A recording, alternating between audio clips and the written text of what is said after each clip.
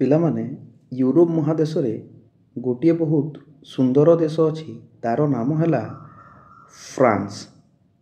ଏବଂ ସେହି ଫ୍ରାନ୍ସ ଦେଶରେ ଗୋଟିଏ ବିପ୍ଳବ ହୋଇଥିଲା।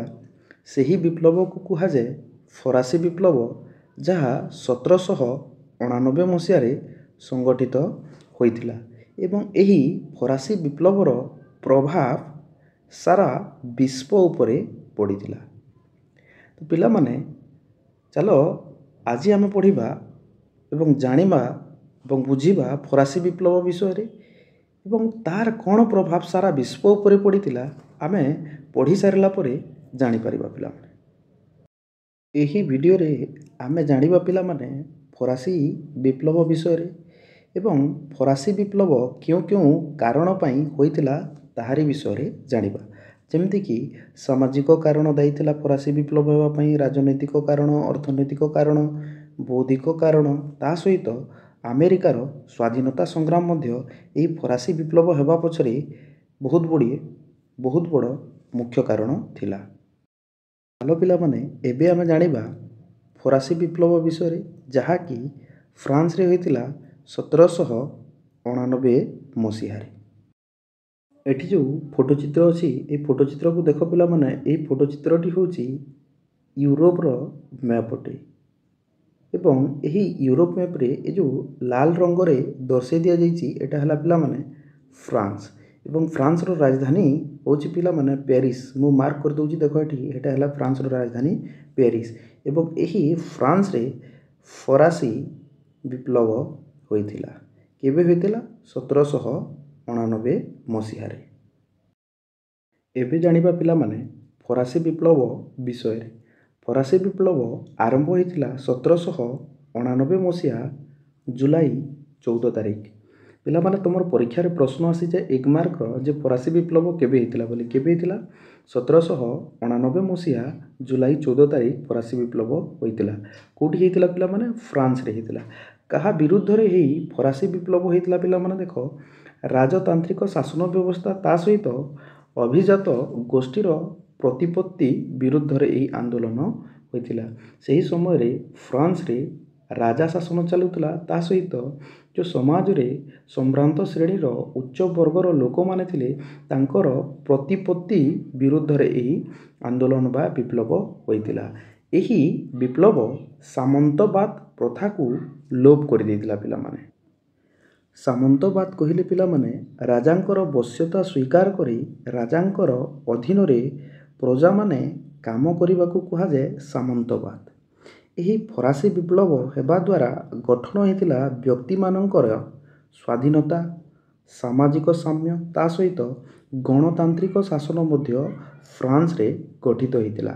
ଫରାସୀ ବିପ୍ଳବ ହେବା ପୂର୍ବରୁ ଫ୍ରାନ୍ସରେ ରାଜତାନ୍ତ୍ରିକ ଶାସନ ପ୍ରଚଳନ ଥିଲା, କିନ୍ତୁ ଫରାସୀ ବିପ୍ଳବ ହେବା ଦ୍ୱାରା ଗଣତାନ୍ତ୍ରିକ ଶାସନ ପ୍ରଚଳନ ହେଲା ଏବଂ ସମଗ୍ର ବିଶ୍ୱର ଲୋକମାନେ ଶିଖିଲେ ମୁକ୍ତି, ସାମ୍ୟ ଏବଂ ଭ୍ରାତୃତ୍ୱ ଭାବ। ମୁକ୍ତି କହିଲେ ପିଲାମାନେ ଫ୍ରାନ୍ସର ଲୋକମାନେ ଏହି ସାମନ୍ତବାଦ ପ୍ରଥା ଦ୍ୱାରା ରାଜାଙ୍କର ଅନୁଗତ ସ୍ୱୀକାର କରି ସେମାନେ ରାଜାଙ୍କର ଅଧୀନରେ କାମ କରୁଥିଲେ, କିଛି ବି ସ୍ୱର ଉତ୍ତୋଳନ କରିପାରୁନଥିଲେ। କିନ୍ତୁ ଫରାସୀ ବିପ୍ଳବ ହେବା ଦ୍ୱାରା ଏହି ଫ୍ରାନ୍ସର ସାଧାରଣ ବର୍ଗ ଲୋକମାନେ ମୁକ୍ତି ପାଇଲେ ସେହି ରାଜତନ୍ତ୍ର ଠାରୁ। ସାମ୍ୟବାଦ ହେଲା ପିଲାମାନେ ସମାଜରେ ଯାହା ବି ଲୋକ ଥିଲେ ସମସ୍ତେ ସମାନ ଭାବରେ ପରିଗଣିତ ହେଲେ, ତା ସହିତ ଭ୍ରାତୃତ୍ୱ ଭାବ ମଧ୍ୟ ଉନ୍ନତି ହେଲା ଫ୍ରାନ୍ସରେ ତଥା ସାରା ବିଶ୍ୱରେ। ଫ୍ରାନ୍ସରେ ଯେଉଁ ଫରାସୀ ବିପ୍ଳବ ହେଲା ତାର ପଛରେ ଅନେକ ଗୁଡ଼ିଏ କାରଣ ଥିଲା। ସେହି ସମୟର ଯେଉଁ ସାମାଜିକ ବା ସମାଜ ଥିଲା, ତା ସହିତ ସେହି ସମୟରେ ଯେଉଁ ରାଜନୈତିକ ବ୍ୟବସ୍ଥା ଥିଲା, ତା ସହିତ ସେହି ସମୟରେ ଫ୍ରାନ୍ସରେ ଯେଉଁ ଅର୍ଥନୈତିକ ଅବସ୍ଥା ଥିଲା, ସେହି କାରଣ ଗୁଡ଼ିକ ପାଇଁ ଫ୍ରାନ୍ସରେ 1789 ମସିହାରେ ଫରାସୀ ବିପ୍ଳବ ହୋଇଥିଲା ଜୁଲାଇ 14 ତାରିଖ। ବର୍ତ୍ତମାନ ଜାଣିବା ପିଲାମାନେ ଫରାସୀ ବିପ୍ଳବର କାରଣ ଗୁଡ଼ିକ। ପ୍ରଥମ କାରଣଟି ହେଉଛି ସାମାଜିକ କାରଣ। ଫ୍ରାନ୍ସରେ 3ଟି ଗୋଷ୍ଠୀର ଲୋକ ବସବାସ କରୁଥିଲେ ବା ରହୁଥିଲେ। ପ୍ରଥମ ଗୋଷ୍ଠୀ କେଉଁମାନେ ଥିଲେ? ଦେଖ ପିଲାମାନେ, ଧର୍ମଯାଜକ ଓ ପୁରୋହିତମାନେ ଥିଲେ। ଦ୍ୱିତୀୟ ଗୋଷ୍ଠୀର ଲୋକମାନେ ଥିଲେ ସାମନ୍ତ ବା ଅଭିଜାତ ସମ୍ପ୍ରଦାୟର ଲୋକମାନେ ଥିଲେ। ତୃତୀୟ ଗୋଷ୍ଠୀ ଥିଲେ ମଧ୍ୟବିତ୍ତ ବା ସାଧାରଣ ଜନତା ଥିଲେ। ଏହି ପ୍ରଥମ ଗୋଷ୍ଠୀ ଏବଂ ଦ୍ୱିତୀୟ ଗୋଷ୍ଠୀର ଲୋକମାନେ ଯେଉଁ ଥିଲେ ସେମାନେ ସୁବିଧାଭୋଗୀ ଗୋଷ୍ଠୀର ଲୋକ ଥିଲେ ଏବଂ ତୃତୀୟ ଗୋଷ୍ଠୀର ଯେଉଁ ଲୋକମାନେ ଥିଲେ ସେମାନେ ସବୁ ପ୍ରକାର ସୁବିଧା ସୁଯୋଗରୁ ବଞ୍ଚିତ ରହୁଥିଲେ। ଫରାସୀ ରାଷ୍ଟ୍ର ବିପ୍ଳବରେ ପିଲାମାନେ ଗୋଟିଏ ପ୍ରବାଦ ଅଛି, ଆଉ ସେ ପ୍ରବାଦଟି ହେଲା ସାମନ୍ତମାନେ ଯୁଦ୍ଧ କରନ୍ତି, ଧର୍ମଯାଜକମାନେ ଉପାସନା କରନ୍ତି ଏବଂ ଜନସାଧାରଣ କର ଦିଅନ୍ତି। ଏହି ଉକ୍ତିଟିକୁ ପିଲାମାନେ ମନେ ରଖିବ। ପିଲାମାନେ ତୁମର ପରୀକ୍ଷାରେ ଏଠୁ 1 ମାର୍କର ପ୍ରଶ୍ନ ଆସିଥାଏ, ଯେମିତିକି ଫ୍ରାନ୍ସରେ କେତୋଟି ଗୋଷ୍ଠୀର ଲୋକମାନେ ବସବାସ କରୁଥିଲେ? 3ଟି ଗୋଷ୍ଠୀର ଲୋକମାନେ ବସବାସ କରୁଥିଲେ। ଫ୍ରାନ୍ସର ପ୍ରଥମ ଗୋଷ୍ଠୀରେ କେଉଁ ପ୍ରକାର ଲୋକମାନେ ଥିଲେ? ଧର୍ମଯାଜକମାନେ ଥିଲେ, ପୁରୋହିତମାନେ ଥିଲେ। ଦ୍ୱିତୀୟ ଗୋଷ୍ଠୀରେ କେଉଁ ପ୍ରକାର ଲୋକମାନେ ଥିଲେ? ସାମନ୍ତମାନେ ଥିଲେ, ଅଭିଜାତ ସମ୍ପ୍ରଦାୟର ଲୋକମାନେ ଥିଲେ। ତୃତୀୟ ଗୋଷ୍ଠୀରେ କେଉଁମାନେ ଥିଲେ? ମଧ୍ୟବିତ୍ତ ଶ୍ରେଣୀର ଲୋକମାନେ ଥିଲେ, ସାଧାରଣ ଜନତା ଥିଲେ। ଆହୁରି ବି ପ୍ରଶ୍ନ ଆସେ ଯେ ଫ୍ରାନ୍ସରେ ଯେଉଁ 3ଟି ଗୋଷ୍ଠୀର ଲୋକମାନେ ଥିଲେ, କେଉଁ ଗୋଷ୍ଠୀର ଲୋକମାନେ ସୁବିଧା ଭୋଗୀ ଗୋଷ୍ଠୀ ଥିଲେ ବୋଲିକି। ଏଇଟା ଭୋଜି ହେଇଯାଇଛି ପିଲାମାନେ, ଏଇଟା ଭୋଗୀ କରିଦେବ। ପ୍ରଥମ ଏବଂ ଦ୍ୱିତୀୟ ଗୋଷ୍ଠୀର ଲୋକମାନେ ସୁବିଧା ଭୋଗୀ ଗୋଷ୍ଠୀର ଲୋକ ଥିଲେ। ଆହୁରି ବି ପ୍ରଶ୍ନ ଆସେ ଯେ ଫ୍ରାନ୍ସରେ ଯେଉଁ 3ଟି ଗୋଷ୍ଠୀର ଲୋକ ଥିଲେ, କେଉଁ ଗୋଷ୍ଠୀର ଲୋକମାନେ ସବୁ ପ୍ରକାର ସୁବିଧା ସୁଯୋଗରୁ ବଞ୍ଚିତ ରହୁଥିଲେ? କେଉଁ ଗୋଷ୍ଠୀର ଲୋକମାନେ? ତୃତୀୟ ଗୋଷ୍ଠୀର ଲୋକମାନେ ସମସ୍ତ ସୁବିଧା ସୁଯୋଗରୁ ବଞ୍ଚିତ ଥିଲେ। ଆଉ ଏହି ପ୍ରବାଦ ବି ପିଲାମାନେ ପରୀକ୍ଷାରେ ପଡ଼ିଯାଏ ଯେ ଫରାସୀ ରାଷ୍ଟ୍ର ବିପ୍ଳବରେ କେଉଁ ପ୍ରବାଦଟି ଅଛି ବୋଲିକି, ଯେମିତିକି ସାମନ୍ତମାନେ ଯୁଦ୍ଧ କରନ୍ତି, ଧର୍ମଯାଜକମାନେ ଉପାସନା କରନ୍ତି ଏବଂ ସାଧାରଣ ଜନତା କର ଦିଅନ୍ତି। ଏହି ପ୍ରବାଦଟିକୁ ବି ମନେ ରଖିଦେବ ପିଲାମାନେ। ବର୍ତ୍ତମାନ ଜାଣିବା ପିଲାମାନେ ଫରାସୀ ରାଷ୍ଟ୍ର ବିପ୍ଳବ ସମୟରେ ଫ୍ରାନ୍ସର ସମାଜରେ ସବୁଠୁ ଉଚ୍ଚ ଶ୍ରେଣୀରେ ଥିବା ଲୋକମାନଙ୍କ ବିଷୟରେ ବା ପ୍ରଥମ ଗୋଷ୍ଠୀ ବିଷୟରେ। ଏହି ଧର୍ମଯାଜକମାନେ ପ୍ରଥମ ଗୋଷ୍ଠୀର ଲୋକ ଥିଲେ ଏବଂ ସମାଜର ସେମାନେ ଉପର ଶ୍ରେଣୀରେ ଥିଲେ। ସେମାନେ ପ୍ରତିପତ୍ତିଶାଳୀ ଥିଲେ, ତାଙ୍କ ପାଖରେ ଧନ ସମ୍ପତ୍ତି ଭରପୁର ଥିଲା ପିଲାମାନେ। ଏବଂ ସେହି ସମୟରେ ଯେଉଁ ରୋମିଓ କ୍ୟାଥୋଲିକ୍ ଚର୍ଚ୍ଚ ଥିଲା, ତା ପାଖରେ ଟୋଟାଲ ଫ୍ରାନ୍ସର ଜମିର 5 ଭାଗରୁ 1 ଭାଗ ରହିଥିଲା ପିଲାମାନେ। ବ୍ୟକ୍ତିର ଆୟର 10 ଭାଗର 1 ଭାଗ ସେମାନେ କର ଆକାରରେ ଆଦାୟ କରୁଥିଲେ ଏବଂ ଏହି ଧର୍ମଯାଜକ ଗୋଷ୍ଠୀ ଦୁର୍ନୀତି ପରାୟଣ ଥିଲେ। ସେମାନେ ଦୁର୍ନୀତି କରୁଥିଲେ, ସେମାନେ ଧନର ଦୁରୁପଯୋଗ କରୁଥିଲେ, ସେମାନେ ସଦୁପଯୋଗ କରୁନଥିଲେ। ଆହୁରି ଏହି ଧର୍ମଯାଜକ ଗୋଷ୍ଠୀ ବିଳାସ ବ୍ୟସନରେ ତାଙ୍କର ଜୀବନ ଅତିବାହିତ କରୁଥିଲେ। ଏହି ଧର୍ମଯାଜକ ଗୋଷ୍ଠୀ ଆହୁରି ସାଧାରଣ ଜନତାଙ୍କ ଠାରୁ ବିଭିନ୍ନ ପ୍ରକାର କର ଆଦାୟ କରୁଥିଲେ, ଯେମିତିକି ବିବାହ କର, ଜନ୍ମ କର, ମୃତ୍ୟୁ କର। ଏବଂ ଏମାନେ ଯେଉଁ ବିଭିନ୍ନ ପ୍ରକାର କର ଆଦାୟ କରୁଥିଲେ, ରାଜକୋଷକୁ ସେହି କରର ସାମାନ୍ୟ ଅର୍ଥ ପ୍ରଦାନ କରୁଥିଲେ। ପରବର୍ତ୍ତୀ ସମୟରେ ଏହି ଧର୍ମଯାଜକ ଗୋଷ୍ଠୀ ନିଜର ସମ୍ମାନ ଏବଂ ମର୍ଯ୍ୟାଦା ହରାଇଲେ।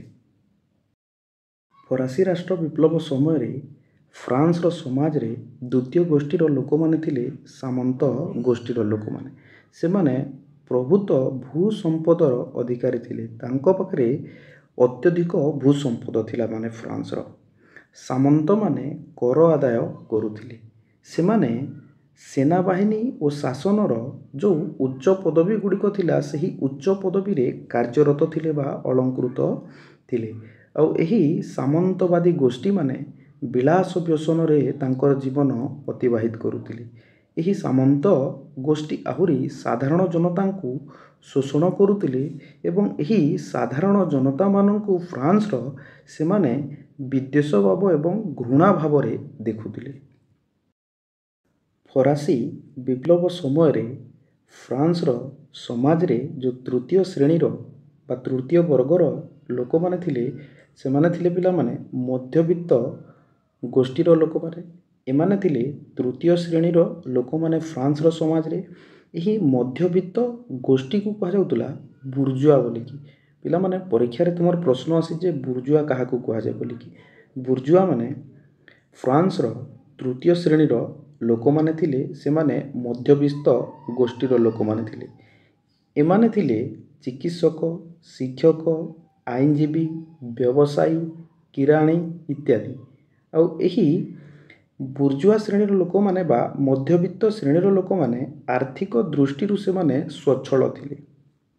ଏହି ମଧ୍ୟବିତ୍ତ ଗୋଷ୍ଠୀ ବା ବୁର୍ଜୁଆମାନେ ବିଦ୍ୟା ଓ ବୁଦ୍ଧିରେ ଅନ୍ୟ ଦୁଇ ଗୋଷ୍ଠୀ ଠାରୁ ନିପୁଣ ଥିଲେ ଏବଂ ଏହି ମଧ୍ୟବିତ୍ତ ଗୋଷ୍ଠୀମାନେ ସବୁ ପ୍ରକାର ସୁବିଧା ସୁଯୋଗରୁ ଏହି ଫରାସୀ ସମାଜରୁ ବଞ୍ଚିତ ରହୁଥିଲେ।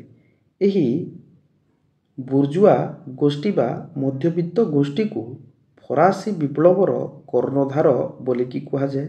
ଏହି ଫରାସୀ ରାଷ୍ଟ୍ର ବିପ୍ଳବକୁ ବା ଫରାସୀ ବିପ୍ଳବକୁ ଆହୁରି କୁହାଯାଏ ମଧ୍ୟବିତ୍ତ ଶ୍ରେଣୀର ବିପ୍ଳବ ବୋଲିକି କୁହାଯାଇଥାଏ। ଆହୁରି ପିଲାମାନେ ଏହି ଫରାସୀ ବିପ୍ଳବକୁ ବୁର୍ଜୁଆ ବିପ୍ଳବ ବୋଲିକି ମଧ୍ୟ କୁହାଯାଇଥାଏ। 1 ମାର୍କର ପ୍ରଶ୍ନ ଆସିଯାଏ ପିଲାମାନେ, ଏହାକୁ ମନେ ରଖିବ। ଫ୍ରାନ୍ସର ତୃତୀୟ ଗୋଷ୍ଠୀରେ ଆହୁରି ଥିଲେ ପିଲାମାନେ ସାଧାରଣ ଲୋକମାନେ, ଯେମିତିକି କୃଷକ, ଶ୍ରମିକ, ଏବଂ ଏମାନଙ୍କର ସଂଖ୍ୟା ଫ୍ରାନ୍ସରେ ସେହି ଫରାସୀ ବିପ୍ଳବ ସମୟରେ ତାଙ୍କର ସଂଖ୍ୟା ସବୁଠୁ ଅଧିକ ଥିଲା ଏବଂ ଏମାନଙ୍କର ଅବସ୍ଥା ଶୋଚନୀୟ ଥିଲା। ଏହି ସାଧାରଣ ଗୋଷ୍ଠୀ ବା କୃଷକ ବା ଶ୍ରମିକ ତାଙ୍କର ମୋଟ ଆୟର 55% କର ହିସାବରେ ସେହି ରାଜାମାନଙ୍କୁ ପ୍ରଦାନ କରିଦେଉଥିଲେ।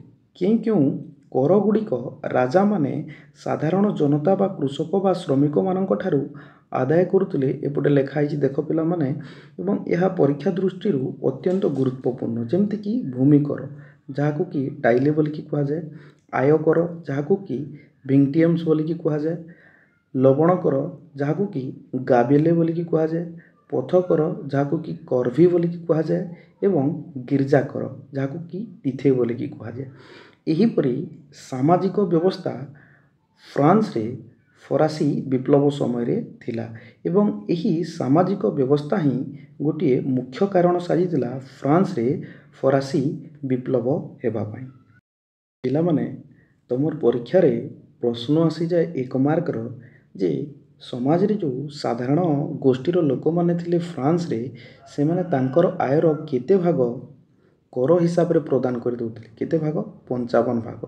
ଏବଂ ଏଠି ଯେଉଁ ବିଭିନ୍ନ ପ୍ରକାର କର ଦିଆହେଇଛି ପିଲାମାନେ, ତାର ନାମ ଏବଂ ତାହା କେଉଁ ପ୍ରକାର କର ଥିଲା ବୋଲିକି ପରୀକ୍ଷାରେ ପ୍ରଶ୍ନ ଆସେ। ଯେମିତିକି ଟାଇଲେ କେଉଁ କରକୁ କୁହାଯାଏ? ଭୂମି କରକୁ କୁହାଯାଏ। ଭିଂଟିଏମ୍ କେଉଁ କରକୁ କୁହାଯାଏ? ଆୟ କରକୁ କୁହାଯାଏ। ଗାବେଲେ କେଉଁ କରକୁ କୁହାଯାଇଥାଏ? ଲବଣ କରକୁ କୁହାଯାଇଥାଏ। କରଭି କେଉଁ କରକୁ କୁହାଯାଇଥାଏ? ପଥ କରକୁ କୁହାଯାଏ। ଏବଂ ତିଥେ କେଉଁ କରକୁ କୁହାଯାଇଥାଏ? ଗିର୍ଜା କରକୁ କୁହାଯାଇଥାଏ। ଏଇଟା ମନେ ରଖିବ ପିଲାମାନେ, ପରୀକ୍ଷାରେ 1 ମାର୍କର ପ୍ରଶ୍ନ ଆସିଯାଏ। ପିଲାମାନେ, ଆଜିର ଏହି ଭିଡ଼ିଓରେ ଆମେ ଜାଣିଲେ ଫରାସୀ ବିପ୍ଳବ ବିଷୟରେ। ତା ସହିତ ଫରାସୀ ବିପ୍ଳବ ପାଇଁ ଯେଉଁ ଅନେକ ଗୁଡ଼ିଏ କାରଣ ଅଛି, ସେହି କାରଣ ମଧ୍ୟରୁ କେବଳ ଗୋଟିଏ କାରଣ ବିଷୟରେ ପଢ଼ିଲା, ସାମାଜିକ କାରଣ। ପୁଣି ନେକ୍ସଟ ଭିଡ଼ିଓରେ ଆଉ ଯେଉଁ 4ଟି କାରଣ ଅଛି ପିଲାମାନେ ପଢ଼ିବା।